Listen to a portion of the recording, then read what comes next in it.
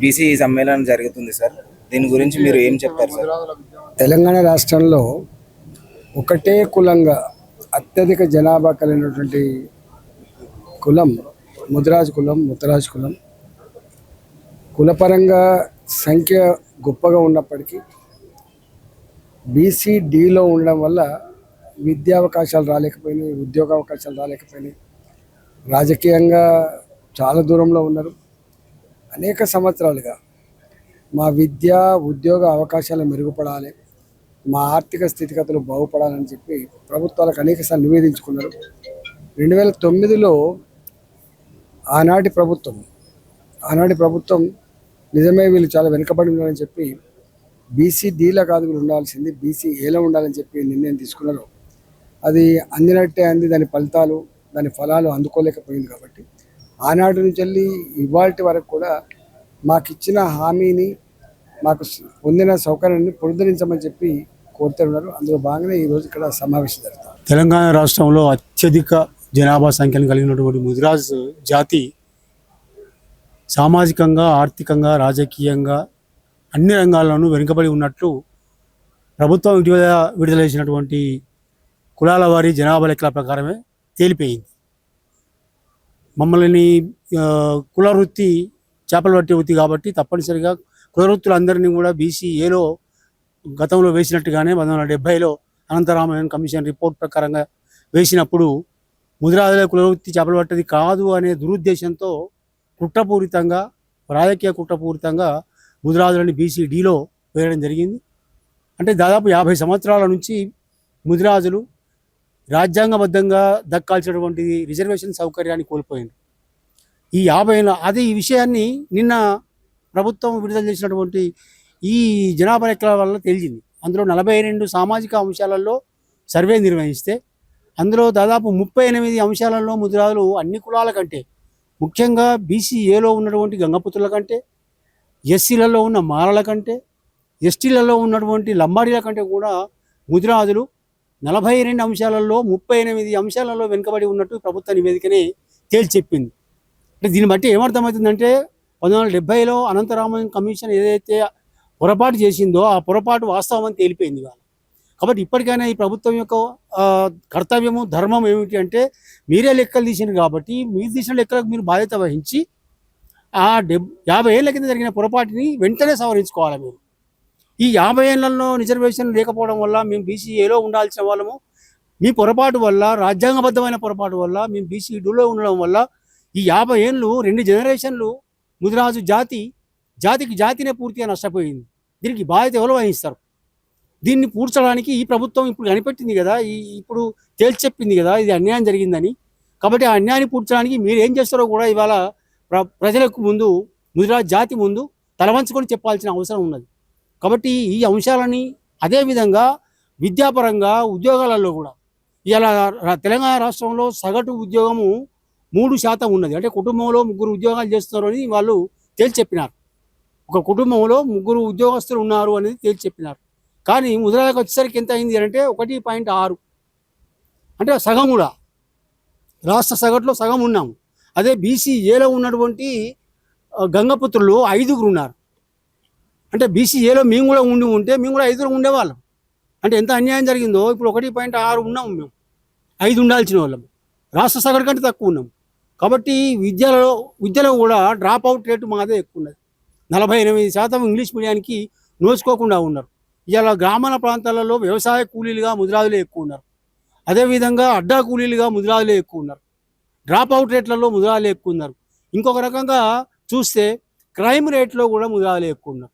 ఎందుకు crime rate వస్తుంది అంటే పేదరికం వల్ల, అజ్ఞానం వల్ల, చదువు లేకపోవడం వల్ల, పేదరికం వల్ల. సో ఇన్ని రకాలుగా మేము వెనుకబడి ఉన్నాం అనే విషయాన్ని ప్రభుత్వమే తేల్చి చెప్పినప్పుడు ఈ ప్రభుత్వం బాధ్యత ఏమిటి అంటే ఆ తప్పులను సవరించుకునేటువంటి అవకాశం మీకే ఉన్నది.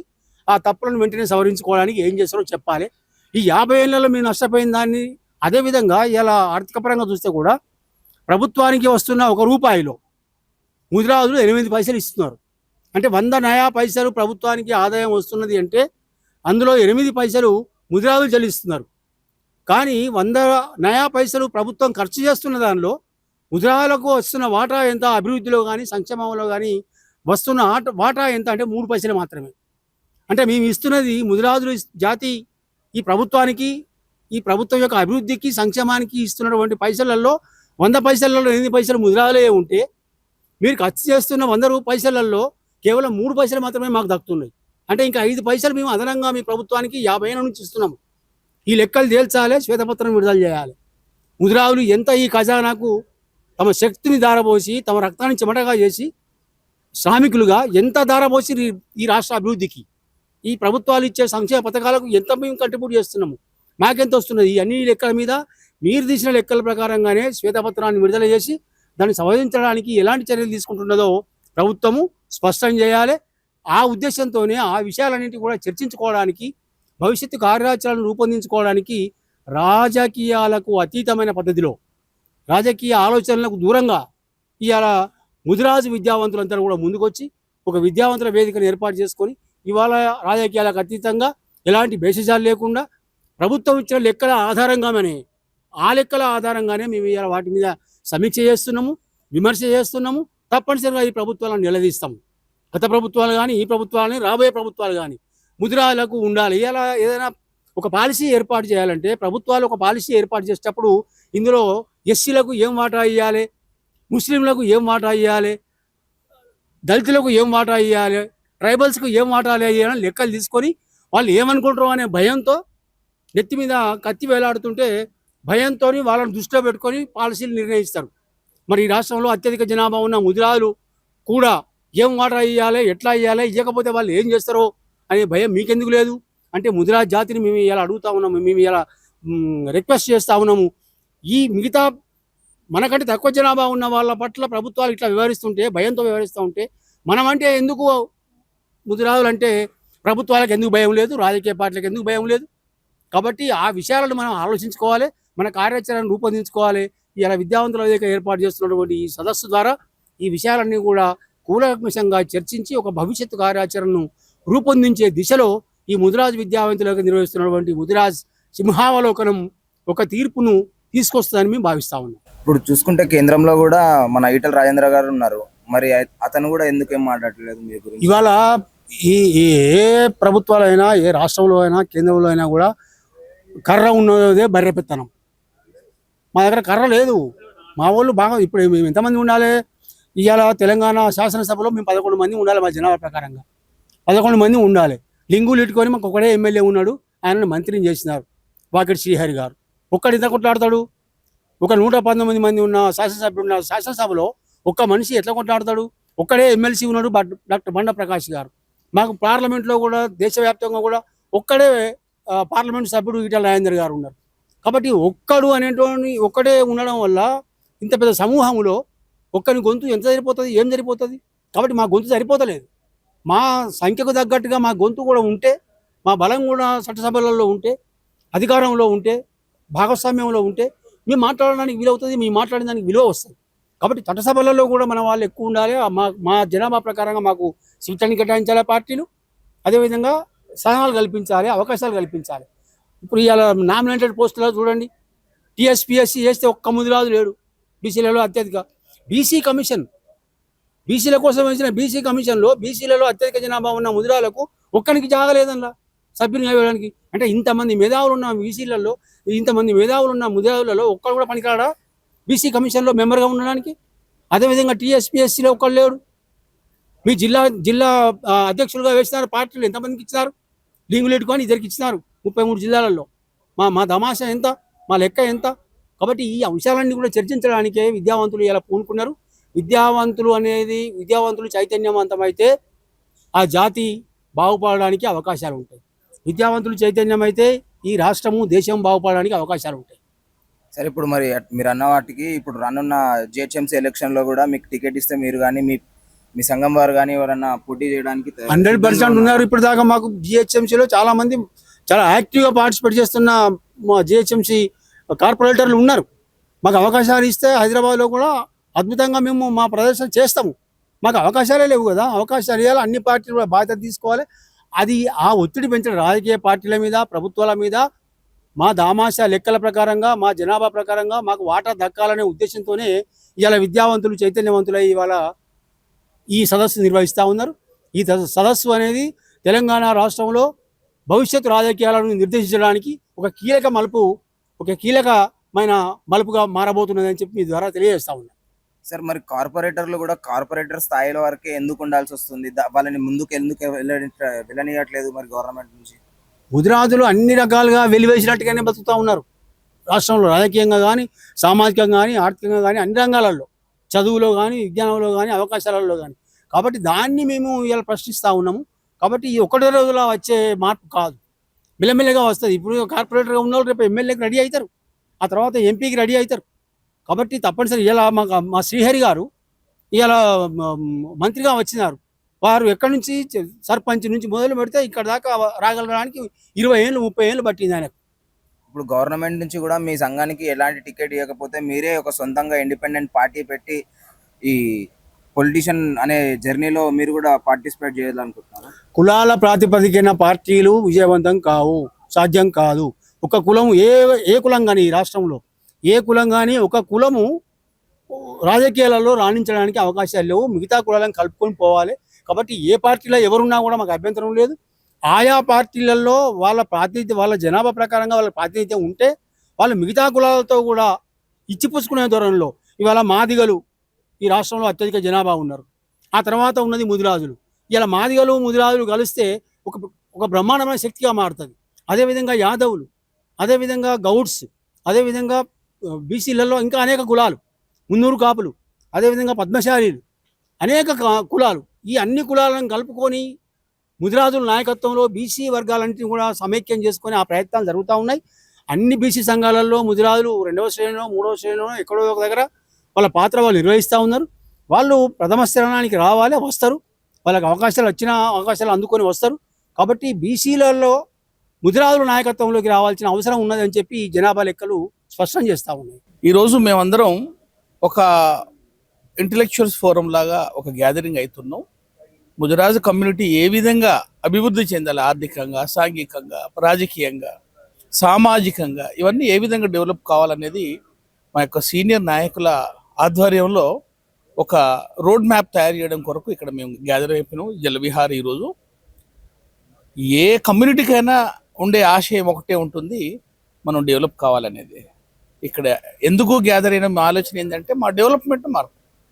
రెండోది ఏంటంటే మేము కులగణన ప్రకారం బీసీలలో అత్యధిక జనాభా ఉన్నటువంటి కులం, ఉత్పత్తి కులం మాది. మేము రాష్ట్ర ఆదాయమే కావచ్చు, దేశ తలసరి ఆదాయమే కావచ్చు, జీడిపిలో కావచ్చు, ఫారెక్స్ రిజర్వ్స్లో కావచ్చు, ఫిషరీస్ నుండి విపరీతమైనటువంటి డబ్బు అనేది, ఎకనామీ అనేది స్టేట్ కావచ్చు, సెంట్రల్ గవర్నమెంట్ కంట్రిబ్యూట్ చేసేటువంటి జాతి మాది. స్ట్రెంత్ ప్రకారం ఎక్కువ ఉన్నాం, కానీ మాకేంటంటే రాజకీయంగా మమ్మల్ని తొక్కబడడం జరిగింది. దాని కొరకు జస్టిస్ కొరకు మేము కొన్ని సంవత్సరాలుగా బీసీడీలో ఉన్నాం. బీసీడీ నుండి బీసీఏ అనేది రాజ్యాంగబద్ధంగా ఇది సబమైనటువంటి డిమాండ్. ఈ డిమాండ్ చాలా జెన్యూన్ డిమాండ్ మాది, బీసీడీ నుండి బీసీఏకు. So here we gather together. ఎందుకు అంటే బీసీడీ నుండి బీసీఏకి కన్వర్షన్ చేయడం అనేది మెయిన్ ఎజెండా. సో దానికి రాజ్యాంగబద్ధంగా ప్లస్ ఐక్యతతో ఏ విధంగా అసాధ్యాలు అనేది చర్చ చేయడం కొరకు ఈరోజు మేము ఇక్కడ జాయిన్ అయ్యాం. సార్ చూసుకుంటే మరి ముదిరాజ్ అనగానే బిజినెస్ పరంగా చూసుకుంటే వీళ్ళు ఫిషర్మ్యాన్స్ లేదంటే వెజిటేబుల్ బిజినెస్ చేస్తారని కూడా అంటారు. దానికి మీరేం చెప్తారు సార్? ప్రతి ఒక్క ఉత్పత్తి కులానికి ఒక కులవృత్తి అంటూ ఉంటుంది. సో దాంట్లో ఎట్టి పరిస్థితుల్లో మా కులవృత్తి చేపలు పట్టడం, సమాజానికి సేవ చేయడం, మనకు పండ్లు కానీ కాయ కానీ కూరలు కానీ ఇవ్వటం మాది అనాది నుండి మా తాత ముత్తాతల నుంచి వృత్తి. అది సగర్వంగా చెప్తున్నాం, మా వృత్తి అదే. అదే సార్, ముదిరాజ్ అనగానే ఇది ఒక్కటే కేటగిరీకి పెడుతున్నారు. మరి దాని గురించి మీరు ఏం చెప్తారు? ఏం కేటగిరీ అంటున్నారు? ముదిరాజ్ వాళ్ళని అంటే ఓన్లీ చేపలే పడతారు, లేదంటే కూరగాయలే అమ్ముతారు మార్కెట్స్లలో, అలాంటి ఆలోచనలు కూడా ఇవల్యూషన్ లో అన్ని మార్పులు వస్తూ ఉంటాయి డే బై డే. ప్రతి ఒక్కటి ఏమైంది, అనాది నుండి ప్రతి ఒక్క కులానికి ఒక కులవృత్తి అంటూ ఉంటుంది.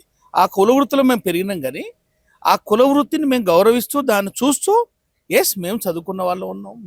నేను డాక్టర్, నా ఇంట్లో 4 డాక్టర్లు. నేను ఒక ప్రొఫెసర్ని, మెడికల్ కాలేజ్ ప్రొఫెసర్ని. So there are IAS officers, IPS officers, real ఎస్టేట్లో ఉన్నారు, పాలిటీషియన్ మా బెండ ప్రకాష్ గారు, తర్వాత శ్రీహరి గారు, వీళ్ళు మంత్రులు. ఈటెల రాజేందర్ గారు ఎంపీ. సో పొలిటికల్ రంగంలో అన్ని రంగాల అందరూ అన్ని కులాల వారు అన్ని రంగాల ఉంటారు. డెవల్యూషన్లో డైనమిక్ చేంజెస్లో అన్ని మార్పులు వచ్చి మా దాంట్లో మార్పులు వస్తాయి. ముదిరాజుల వేదిక ఈరోజు జలవిహార్లో ఇటీవల రాష్ట్ర ప్రభుత్వం ప్రకటించినటువంటి కులాల వారి జనాల లెక్కల ప్రకారము ముదిరాజులు అన్ని రంగాలలో వెనుకబడి ఉన్నారు. అందులో ప్రధానంగా విద్యా ఉద్యోగాలకు సంబంధించి రిజర్వేషన్కి సంబంధించినటువంటి అంశాన్ని కనుక తీసుకున్నట్లయితే మనకున్నటువంటి ఈ రిజర్వేషన్లను పొందడానికి బీసీడీలో ఉన్నటువంటి ముదిరాజులను బీసీఏలోకి మార్చాలనే ప్రధాన ఉద్దేశంతో ఈ వేదికను నిర్వహించడం జరుగుతుంది. ఆనాడు 2009లో ఆనాటి గౌరవ ముఖ్యమంత్రి వర్యులు రాజశేఖర రెడ్డి గారు జీవో 15ను విడుదల చేయడం జరిగింది. ఆ జీవోనే యాజ్ ఇట్ ఈజ్గా ఇప్పుడు అమలు చేయాలని చెప్పేసి ఈ రాష్ట్ర ప్రభుత్వాన్ని గౌరవ ముఖ్యమంత్రి గారు రేవంత్ రెడ్డి గారిని మేము కోరుతా ఉన్నాం.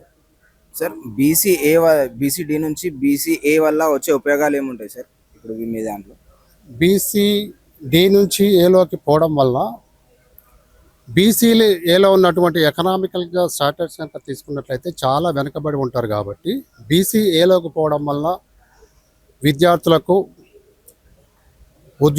ఉద్యోగాలకు పోవాలనుకున్న వాళ్ళకి రిజర్వేషన్లో మనకి ఆ సీట్లు వచ్చే అవకాశం ఉంటుంది.